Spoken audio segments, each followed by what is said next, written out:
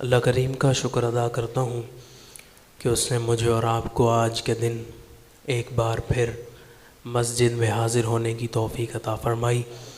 اللہ سے دعا ہے اللہ تعالی ہمارا یہاں آنا قبول فرمائے اور آج کے دن نازل ہونے والی برکتیں رحمتیں اللہ ہم سب کو عطا فرمائے۔ پچھلے جمعۃ المبارک جہاں سے میں نے اپنی گفتگو ختم کی تھی وہیں سے آگے شروع کر رہا ہوں۔ اللہ تعالیٰ مجھے حق گوئی بیان کرنے کی توفیق عطا فرمائے، آپ کو سن کر عمل کرنے کی توفیق عطا فرمائے۔ علامہ اقبال آپ کا واقعہ میں نے بیان کیا تھا کہ علامہ محمد اقبال قرآن مجید پڑھتے تو زاروں قطار روتے۔ آپ کے خادم علی بخش کہتے ہیں کہ ہم آپ کا قرآن مجید اٹھاتے اور روز صبح دھوپ میں رکھ دیتے، اتنا گیلا ہو جاتا آنسوؤں سے۔ علامہ اقبال سے پوچھا گیا حضور آپ قرآن مجید پڑھتے اتنا روتے کیوں ہیں؟ ہم بھی قرآن پڑھتے ہیں، آپ بھی پڑھتے ہیں، لیکن آپ اتنا روتے کیوں ہیں؟ آپ نے کہا میرے والد نے مجھے کہا تھا۔ ایک دن میں قرآن پڑھ رہا تھا، والد پاس سے گزرے، کہا بیٹا قرآن پڑھنا آتا ہے؟ میں نے کہا جی والد صاحب پڑھنا تو آتا ہے۔ کہا بیٹا سمجھ میں آتا ہے؟ جی والد سمجھ بھی آتا ہے۔ کہا نہیں تمہیں سمجھ نہیں آتا اس طرح۔ کہا ابا جی میں صرف نحو جانتا ہوں، ترجمہ جانتا ہوں، عربی جانتا ہوں، مجھے قرآن پاک سمجھ بھی آ رہا ہے۔ کہا نہیں بیٹا جو میں تمہیں کہنا چاہ رہا ہوں جب تم وہ سمجھ جاؤ گے تب تمہیں قرآن کا صحیح مطلب سمجھ آئے گا۔ آپ کے والد کہتے ہیں بیٹا قرآن اس طرح پڑھو جس طرح اللہ تمہارے پر نازل کر رہا ہے، جیسے تمہارا رب تمہارے سے بات کر رہا ہے۔ قرآن اس طرح پڑھو اللہ تمہارے سے بات کر رہا ہے، نماز اس طرح پڑھو تم اپنے رب سے بات کر رہے ہو۔ علامہ اقبال نے اسی بات کو پھر ایک شعر میں بیان فرمایا، تیرے ضمیر پہ جب تک نہ ہو نزول قرآن، تیرے ضمیر پہ تیرے وجود پہ جب تک نہ ہو نزول قرآن، گرا کشا ہے نہ راضی نہ صاحب کشاف۔ کیا مطلب گرا کشا؟ گرا کھولنے والا، بات سمجھانے والا۔ علامہ اقبال کہتے ہیں اگر تم قرآن اس طرح نہیں پڑھتے جس طرح اللہ تمہارے سے بات کر رہا ہے، پھر چاہے تم امام فخر الدین رازی کی تفسیر پڑھو، چاہے صاحب کشاف امام زمخشری کی تفسیر پڑھو، تمہیں اثر نہیں ہوگا، وہ گرا نہیں کھول سکیں گے، تمہیں سمجھا نہیں سکیں گے جب تک تم قرآن اس طرح نہ پڑھو جیسے اللہ تم سے کلام کر رہا ہے۔ تیرے ضمیر پہ جب تک نہ ہو نزول قرآن، گرہ کشا ہے نہ راضی نہ صاحب کشاف۔ قرآن پڑھیں، عبادات کریں، کوئی بھی عبادت کریں تو ملازمت سمجھ کے نہ کریں، مجبوری سمجھ کے نہ کریں، اپنا فرض صرف فرض سمجھ کے نہ کریں، محبت سمجھ کے کریں۔ کاروبار میں اور نوکری میں فرق یہ ہوتا ہے آج کل، پچھلی بات نہیں کر رہا، آج کے دور کی بات کر رہا ہوں۔ کاروبار بندہ دلچسپی سے کرتا ہے، شوق سے کرتا ہے، اپنی لگن سے کرتا ہے، عشق سے محبت سے کرتا ہے کاروبار۔ نوکری بندہ کرتا ہے ٹینشن نہیں لیتا، بس ملازمت فرض سمجھ کے کرتا ہے۔ تو اللہ کی عبادت کریں تو ملازمت کی طرح نہیں، فرض سمجھ کے نہیں بلکہ محبت کے ساتھ کریں۔ اگر آپ محبت کے ساتھ کریں گے تو پھر رب تعالیٰ کا خاص کرم آپ کے شامل حال ہوگا۔ عشق کیا ہے؟ آج ہم عشق کو نہیں جانتے۔ ہر بندہ کسی نہ کسی سے محبت ضرور کرتا ہے۔ اللہ تعالیٰ نے ہر کسی کو دل عطا فرمایا ہے۔ دل کا یہ کام ہے کسی کے ساتھ لگ جانا، کسی کو چاہنا، جس چیز کو دیکھنا۔ اب دل کی کیفیات الگ ہیں، کسی کا دل اچھا ہے، کسی کا نچلے درجے پر ہے، کسی کا بہت اعلیٰ درجے پر ہے۔ ہر بندے کا دل کسی نہ کسی چیز کو چاہتا ہے۔ علامہ اقبال نے اسی چیز کو بیان کرتے کہا تھا، عیش منزل غریبان محبت پہ ہے حرام، یعنی ایک جگہ رک کے منزل پہ قیام کر کے عیش کرنا، سکون میں رہنا، یہ محبت کرنے والوں کے لیے حرام ہے۔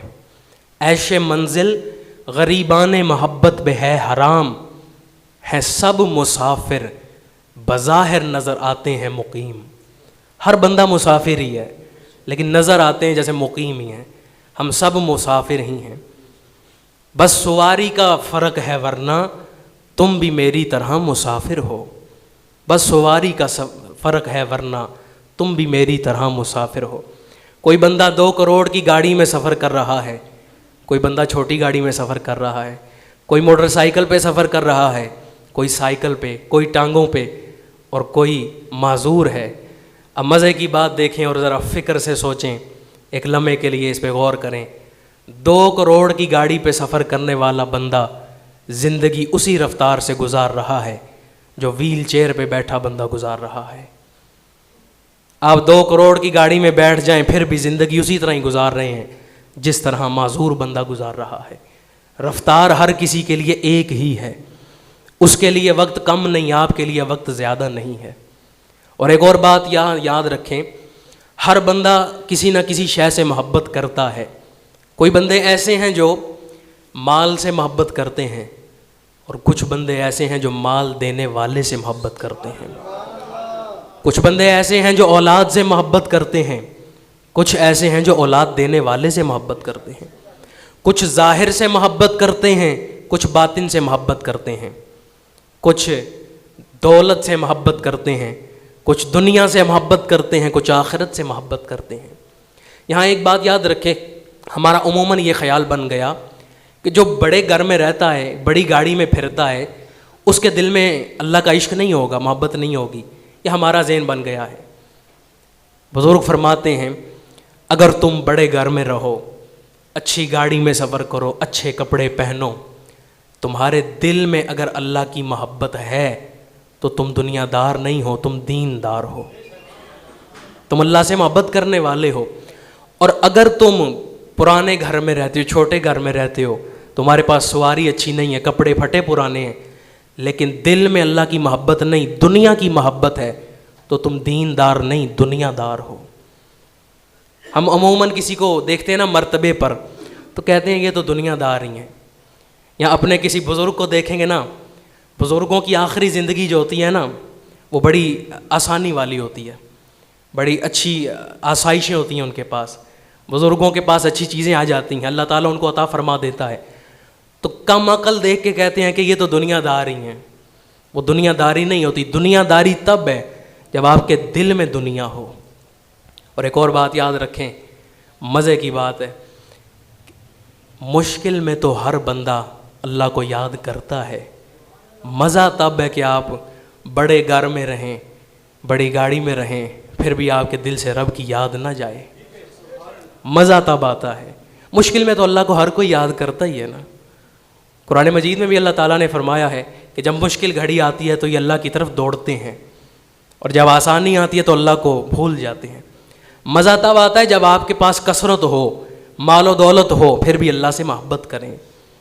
عشق کیا ہے, محبت کیا ہے؟ ہم عین, شین اور کاف اس لفظ کو تو جانتے ہیں, عشق, اس کی گہرائیوں کو نہیں جانتے. عشق کیا ہے؟ ایک مچھلی سے سیکھیں عشق کیا ہوتا ہے. مچھلی رہتی ہے پانی میں, پانی میں اس کا گھر ہے, کل دنیا پانی ہی ہے, پانی سے باہر اس کو کچھ نہیں پتہ. پانی سے اتنی محبت ہو گئی کہ پانی سے اس کو 2 منٹ کے لیے باہر نکالیں جان دے دیتی ہے. اس بات پہ پانی سے اتنی محبت ہے کہ 2 منٹ کے لیے باہر نکالو نا مچھلی کو تو جان دے دیتی ہے. آپ اگر مچھلی کو پانی سے نکالیں تو زندہ رہے گی؟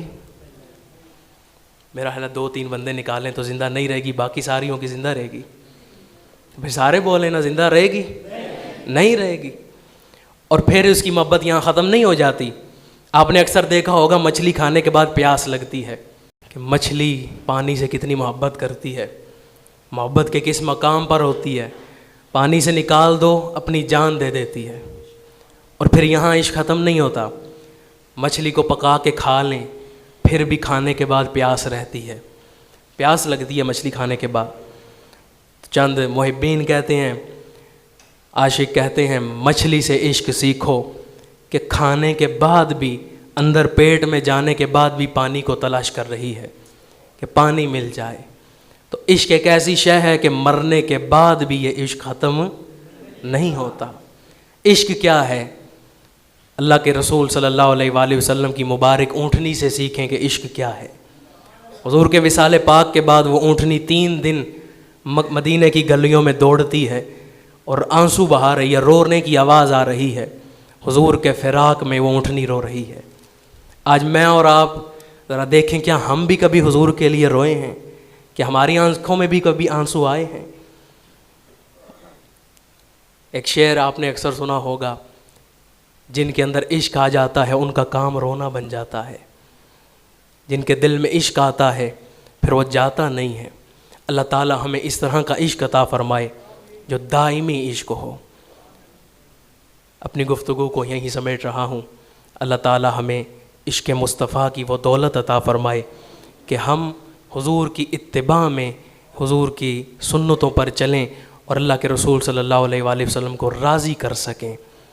ایک بلبل ہے کہ ہے محو ترنم اب تک، اس کے سینے میں ہے نغموں کا تلاطم اب تک، قید موسم سے طبیعت رہی آزاد اس کی، کاش گلشن میں کوئی سمجھے فریاد اس کی، وما علینا الا البلاغ۔